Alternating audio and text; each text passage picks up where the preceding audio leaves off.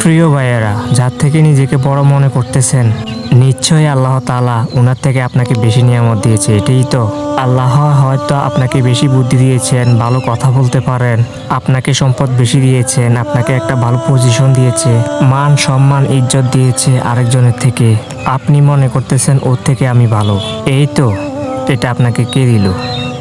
এটা আপনাকে কে দিল? এটা কি নিজে আমি অর্জন করলেন? যখনই আপনি মনে করবেন যে আমার যা কিছু আছে, আমার সম্পদ, আমার ব্রেন, আপনি যে অবস্থানে আছেন এটা আমার অর্জন, এটা আমার অধিকার, তখন এটা আপনি আল্লাহর অধিকার হস্তক্ষেপ করলেন। আল্লাহর অধিকারে আপনি হস্তক্ষেপ করলেন। অহংকার এটা আল্লাহর অধিকার হস্তক্ষেপ করা। কখনো এই কাজটা করবেন না। সবসময় এটা চিন্তা করবেন যে আরেকজন মানুষ আমার থেকে নিচু অবস্থানে আছে, তাহলে আল্লাহ তাআলা আমার থেকে কম নিয়ামত দিয়েছে। আল্লাহ তাআলা আমার সাথে ওইটা করতে পারতো। যে কোনো সময় আল্লাহ রিভার্স করে দিতে পারে, ওই বান্দাকে নিয়ামতে ধরায় দিতে পারে, নিয়ামত আবার সব কেড়ে নিতে পারে।